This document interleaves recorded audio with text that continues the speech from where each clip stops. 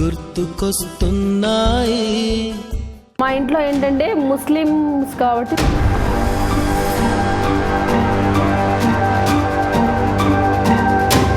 ఏమో ముస్లిమ్స్తో అటాచ్మెంట్ తెలియదు నాకు.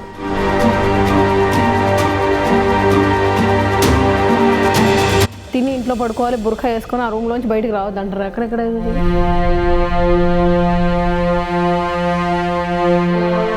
ఇప్పుడే ప్రొడ్యూసర్ అయింది, ఎలా అయింది అని పిచ్చి 36 సార్లు తిరుగుతూ వచ్చింది అమ్మ స్లాట్ అని మాట్లాడడం తగ్గించేసారు. ఆమెకేంటి ఆర్య 2 మూవీలో హీరోకి ఫ్రెండ్ క్యారెక్టర్ ఒక 25 days ఉంటుందని చెప్పారు. తర్వాత ఫ్రెండ్ క్యారెక్టర్ ఏదో రెమ్యునరేషన్ దగ్గర ప్రాబ్లం వచ్చేసి సార్ సుకుమార్ సార్ కోపం వచ్చేసింది. ఆ కో డైరెక్టర్స్ అని పిలిచి హీరో బాలకృష్ణ సార్ ఫ్రెండ్ తాతయ్యకి సొంత బ్రదర్తో వెళ్ళినా కూడా ఎవరితో వచ్చింది అని మాట్లాడు. ఏదైనా కార్లో లిఫ్ట్ తీసుకొని కార్లో వెళ్ళినా చాలా ప్రాబ్లమ్స్ ఇండస్ట్రీ అమ్మాయిలకి. డబ్బింగ్ సీరియల్స్ గురించి కొన్ని రోజులు ఫైట్ చేశారు అందరు ఆర్టిస్టులు, మళ్ళీ పక్కన పడేశారు. ఛానల్స్ మీద రాళ్ళు విసరడం అది. కన్నడ అమ్మాయిని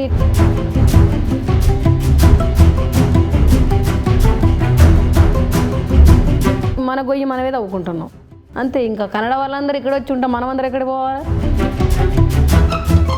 ఆ సీరియల్స్ వల్ల ప్రాబ్లం ఏంటి అని ప్రొడ్యూసర్స్ ఏంటి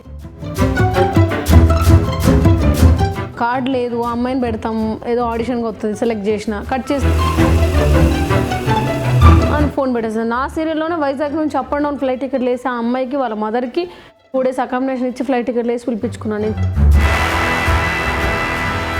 కార్డ్ లేని వాళ్ళని అసలు ఎంకరేజ్ చేయొద్దు.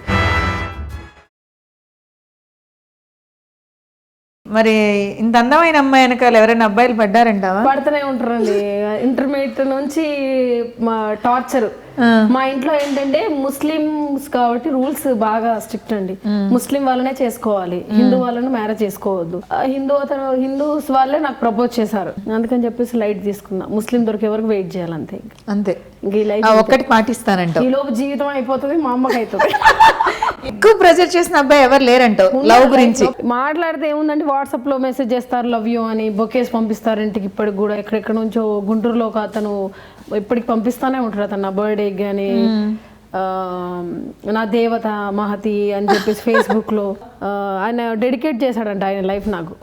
అట్లా ఆయన మ్యారేజ్ చేసుకోలేదు, నాకు డెడికేట్ చేశాడంటే ఇంకా అట్లాగే ఉంటాడంట. అది అట్లా చాలా ఉన్నాయండి. కొంచెం విలేజ్ పీపుల్ బాగా సెన్సిటివ్ ఉంటారు కదా, తెలంగాణ సైడ్ కూడా చాలా ఉన్నాయి. కాబట్టి నేను ఎంటర్టైన్ చేయనందుకు లేని పని ప్రాబ్లమ్స్ అని. నా గోల్ ఏంటి, మంచి యాక్టర్ అవ్వాలి, మంచి ప్రొడ్యూసర్గా మంచి క్వాలిటీ ఇచ్చి మంచి ప్రొడక్షన్ చేసి మంచి హెల్ప్ చేయాలి అమ్మాయిలకి, మంచి వేలు వెళ్ళాలి, లేడీస్ టాప్ అనే పేరు రావాలని, సోషల్ వర్క్ కానీ ఏదైనా నాకు అది అట్లా ఇష్టం. Okay okay. ఎందుకు మన కెరీర్ పాడు చేసుకోవడం లేనిపోని లవ్లతో అని చెప్పేసి లైట్ చేసుకున్నాం. ఓకే, నిజంగా ఒకవేళ ఎవరైనా ఇప్పుడు ముస్లిం అబ్బాయి వచ్చి లవ్ చెప్తే మరి ఏం ఆలోచిస్తాం? ముస్లిం అబ్బాయి మంచి అతను దొరికితే మాత్రం డెఫినెట్ గా మ్యారేజ్ చేసుకుంటాం. ఇమ్మీడియట్లీ వెళ్ళి రిజిస్టర్ మ్యారేజ్ చేసేసుకుని మా అమ్మ వాళ్ళ దగ్గర తీసుకెళ్ళి అంతే. ఇమ్మీడియట్ గా రిజిస్టర్ మ్యారేజ్ అమ్మ వాళ్ళ దగ్గరికి. మా మమ్మీకి ముస్లిం ఉంటే చాలు, ఇంకా అతను ఏమైనా కానీ అవసరం లేదు. అమ్మ ముస్లిం ముస్లిం ముస్లిం బాగా క్యాస్ట్ ఫీలింగ్ మమ్మీ. అంటే నీ ఆలోచన ఏంటి, ఇండస్ట్రీ అబ్బాయిని చేసుకోవాలనేనా? ఇండస్ట్రీ వాళ్ళు ముస్లిం అయి ఉండాలి. ఇండస్ట్రీ అంటే సెట్ అవ్వదు, చేసుకోకూడదు అని ఆలోచిస్తున్నారు. ఇండస్ట్రీ వాళ్ళు అయితేనే ఈ ప్రాబ్లమ్స్ డైజెస్ట్ చేసుకుంటారు. బయట వాళ్ళకి తిని ఇంట్లో పడుకోవాలి, బుర్ఖా వేసుకొని ఆ రూమ్ లోంచి బయటకు రావద్దు అంటారు. అక్కడెక్కడ మనల్ని నమ్ముకొని ఇంతమంది బతుకుతున్నారు కదా, ప్రాబ్లం కదా. మనం సడన్ గా ప్రొడక్షన్ చేస్తూ ఆపేస్తే వాళ్ళందరూ రోడ్డున పడతారు కదా, అది నేను తట్టుకోలేదు. మన కెరియర్ అనేది మనకి ఇంపార్టెంట్. మన తర్వాతనే ఏదైనా, నా అమ్మ నాన్న తర్వాత హస్బెండ్ అయినా ఎవరైనా లైఫ్. ఎలా సెటిల్ అయ్యావురా? హ్యాపీ.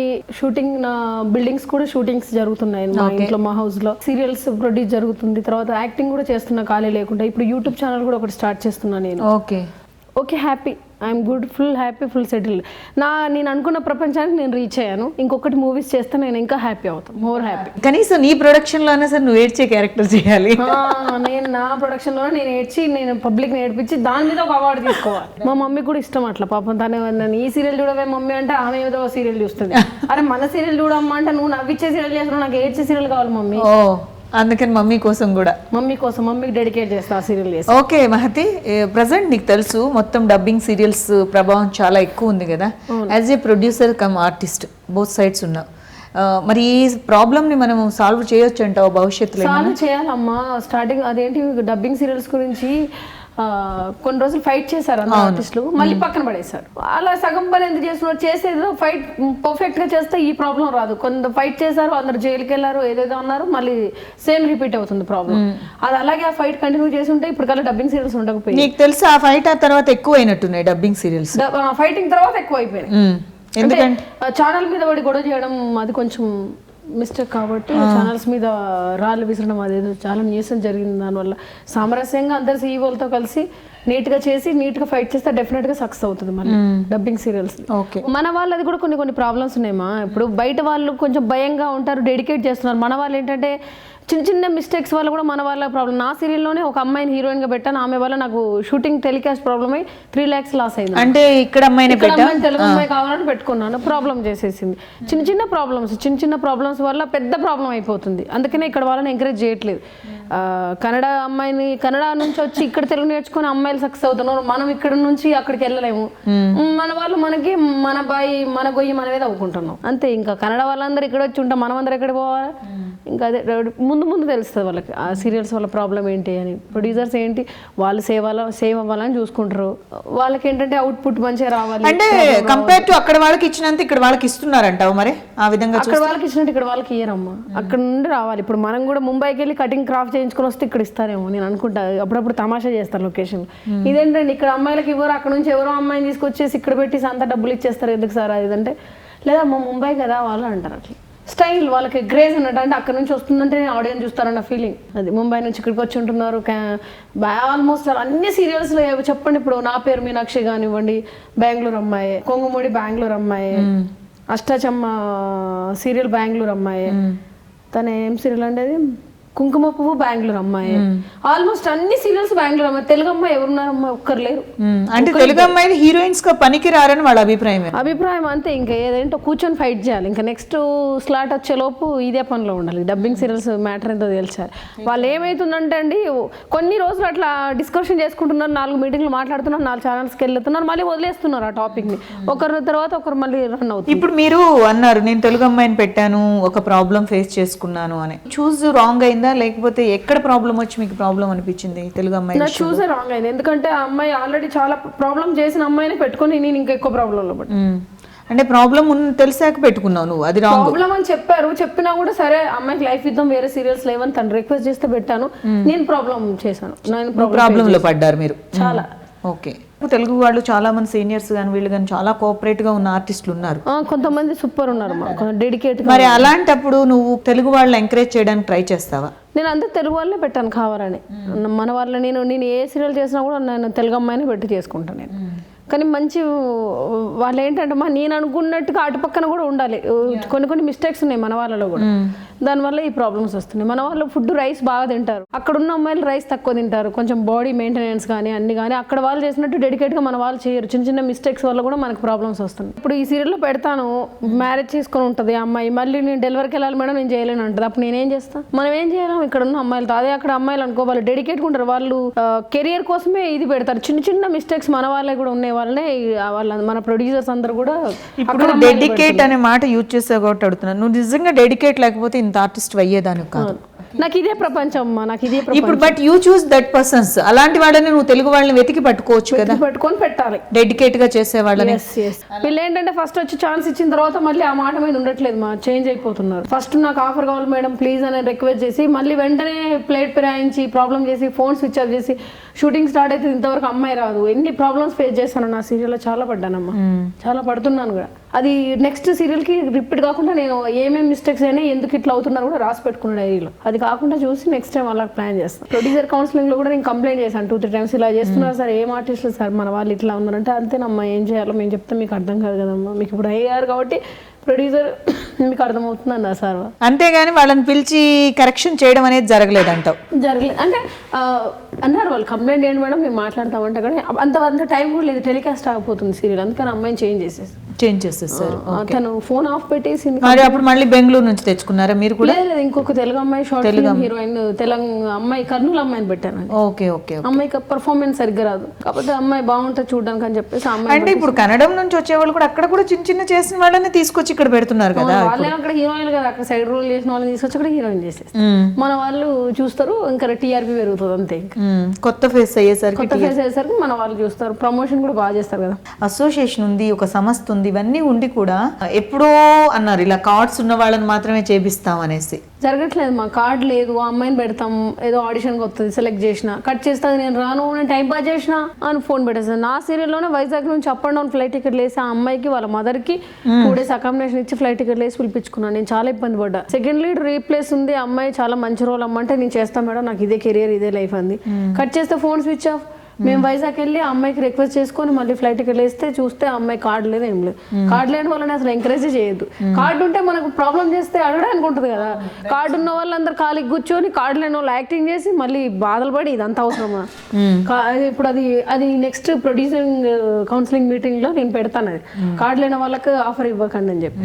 అసోసియేషన్ ఉంది కదా, దానిలో ఏదైనా ఒక స్థానంలో ఉన్నారా మీరు? నేను ఈసీ మెంబర్ నండి, ఇప్పుడు లేను. అంటే ఆ రోజు నాకు షూటింగ్ కూడా నేను మళ్ళీ అప్లై చేయలేదు. నెక్స్ట్ టైం ఏదైనా మంచి పోస్ట్ తీసుకుంటాను. ఇప్పుడు ఫస్ట్ స్టార్టింగ్ నుంచి ఈసీ మెంబర్ గా ఉన్నాను. అందరూ ఎప్పుడు చూడు వాళ్ళే కనబడుతున్నారు, అదే ప్రపంచం. కొత్త వాళ్ళకి నేను అప్పుడప్పుడు అంటా ఉంటా, వినోద్ బల్ల సార్ తోట, ఏం సార్ ఎప్పుడు మీరేనా సార్, ఇంకా కొత్త వాళ్ళకి ఏం ఉండదా? మీరైతే కాలం కూడా అట్లాగే ఉంటుంది సార్, మనిషి మారుతనే కదా సార్, ఎవరి యాటిట్యూడ్ తగ్గట్టు వాళ్ళ మైండ్ సెట్ మారుతుంది. అవుతారు, వాళ్ళే ఎన్నుకున్నారు కదా అమ్మ అంటారు. మొన్న కూడా వినోద్ బల్ల సారే గెలిచారు కదా. టుడే ఏంటి ప్రెజెంట్ చెప్పావు, టుమారో రేపటి పరిస్థితి, నీకు లైఫ్ ఏ ఆలోచనలు ఉన్నాయి, ఏ డ్రీమ్స్ ఉన్నాయి, ఏంటి? నా డ్రీమ్ ఒకటే అమ్మా, మంచి కిరణ్ బేడి అంటే పోలీస్ ఆఫీసర్ లాగా మంచి మూవీ చేస్తాను ఫ్యూచర్లో. తర్వాత సోషల్ వర్క్, ఇంకా స్టేట్ లెవెల్ అవార్డ్స్ తీసుకోవాలి. అంటే పిల్లలకు కానీ ఇట్లా లేడీస్ తరపున ఏదన్నా కొంచెం ఫైట్ చేయడం, ఏమైనా ప్రాబ్లమ్స్ ఉంటే అందరినీ జమ చేయడం. ముస్లిం మైనార్టీ కాబట్టి మాకు చాలా ఉన్నాయి, అవేంటి తెలుసుకొని ఫ్యూచర్లో రాజకీయాలకు వెళ్తాం, రాజకీయ పాలిటిక్స్ లో కూడా ఎంటర్ అయిపోతానంట పక్కా. ప్రాజెక్ట్ లో మరి న్యూ డైరెక్టర్స్ కి ఏమైనా ఆఫర్ ఇస్తున్నావా? ఇస్తున్నాను. అంటే నా సీరియల్లో ఆ కాన్సెప్ట్ ఓకే అయింది కాబట్టి Raghu sir Anantapuram serial director, కొత్త వాళ్ళకి ఇప్పుడు యూట్యూబ్ లో ఇస్తున్నానండి. ఒక 6 డైరెక్టర్స్ కొత్త వాళ్ళని పరిచయం చేస్తాను. అంటే ఏంటి యూట్యూబ్ లో షార్ట్ ఫిల్మ్స్ చేయాలి? ఒక ఛానల్ లో మొత్తం షార్ట్ ఫిలిమ్స్, ఒకటి మొత్తము యాంకరింగ్, ఒకటి లైవ్, అన్ని ప్లాన్ చేస్తాను. అట్లా కొత్త వాళ్ళని కూడా మంచి కాన్సెప్ట్ తీసుకురండి అని కొత్త వాళ్ళకే నేను ముందు ప్రిఫరెన్స్ ఇస్తాను. పాపం వాళ్ళకి చేయాలి ఉంటుంది, ఛాన్స్ ఎవరు ఇవ్వరు. ఛాన్స్ కోసం వెయిట్ చేసే లోపు ఈ కాన్సెప్ట్ ఇంకోటి పంపిస్తాడు. అట్లా చాలా జరుగుతున్నాయి. కథ రైటర్లు ఏంది టెంప్ట్ అయిపోయి కథ చెప్తా ఉంటారు, ఇట్లాంటి ఈ షార్ట్ ఇట్లా అంటారు, కట్ చేస్తా వస్తుంది టీవీలో. ఇదేంటండి నేను మొన్న మీకు చెప్పినంటే అట్లా కొత్త వాళ్ళకి పాపం తెలియక అక్కడిక్కడ ఊదేసి అవి కూడా చాలా జరుగుతుంది, క్యాష్ చేసుకుంటున్నారు. మహతి, ఈ అన్ని టాలెంట్స్ తో పాటు నీ దగ్గర కొన్ని స్పెషల్ యాక్టివిటీస్ ఉన్నాయి. సాంగ్స్ అంటే కూడా చాలా ఇష్టము. అంటే ఫ్యూచర్లో ఏదైనా మంచి ఆల్బమ్స్ కూడా చేయాలని ఉంది. హస్కీ వాయిస్ అంటారు ఫ్రెండ్స్ అందరూ. నేను FBలో కూడా డమ్ స్మాష్ చేస్తూ ఉంటాను, సాంగ్స్ పాడుతూ ఉంటాను నా ఫ్రెండ్స్ అందరి కోసం. ఒక చిన్న సాంగ్ పాడతాను, మీకు నచ్చితే ఇంకా ఏంటి, లేకపోతే తిట్లు పెట్టండి కామెంట్లో. ఇంకా ఎలా ఎలా ఎలా ఎలా ఎలా తెలుపను ఎదలోని ప్రేమను, మృదువైన మాటను, ఎలా ఎలా ఎలా ఎలా ఎలా తెలుపను ఎదలోని మాటను, మృదువైన గాలిలోన వేలితోటి రాసి చూపనా, నేల మీద సిగ్గు మొగ్గలేసి చూపనా. ఒక సాంగ్ హిందీది. हंसी बन गए हाँ नमी बन गए तुम मेरी आसमां मेरी ज़मीं बन गए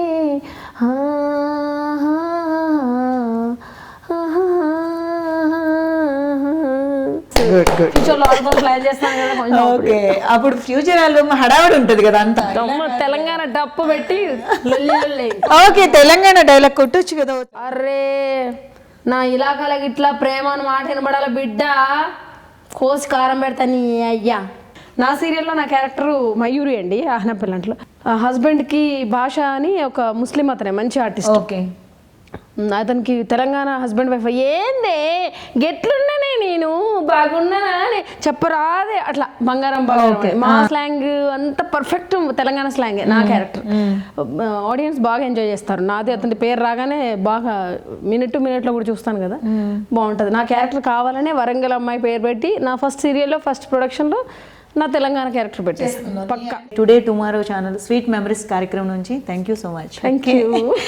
ఫైనల్గా ప్రేక్షకులకు మీరు ఇచ్చే సందేశం. పొల్యూషన్ ఎక్కువ ఉందండి, అందరు చెట్లు నాటండి. స్వచ్ఛ భారత్ అని అంటున్నారు కానీ ఎవరు స్వచ్ఛంగా ఉండట్లేదు. ఈ చేత తీసుకెళ్ళి ఇంటి ముందు వేస్తున్నారు, ముందున్నోడు పక్కడు మీద వేస్తున్నాడు. ఇవన్నీ మానేసి అందరు కొంచెం శుభ్రంగా చెత్తది బయట వేయకుండా ఎవరిని మోసం చేయకుండా బతకండి. తర్వాత ఇంకోటి ఏంటంటే ఫోన్ మాట్లాడుతూ డ్రైవ్ చేయకండి ఎవరు. ఫ్యూచర్లో రాజకీయాలకు వస్తాను కదా, అప్పుడు నేను కూడా చేసి చూపిస్తే ఏం చేయాలని. That's it. Today tomorrow channel నుంచి నా స్వీట్ మెమరీస్ని మీ ముందుకు షేర్ చేయడానికి వచ్చానండి. తప్పకుండా ఈ ప్రోగ్రామ్ని చూడండి, సబ్స్క్రైబ్ చేయండి, లైక్ చేయండి, షేర్ చేయండి. నా ఫేస్బుక్ ఫ్యాన్స్ కూడా చూడండి ఈ ప్రోగ్రామ్ని. తర్వాత నా కామెంట్స్ ఏమైనా ఉంటే, ఏమైనా మిస్టేక్స్ ఉన్నా, నేను ఏమేమి చేంజ్ చేసుకోవాలో అది కూడా తప్పకుండా చెప్పండి. Thank you my dear friends, sweet friends. Miss you all. Thank you. గుర్తుకొస్తున్నాయి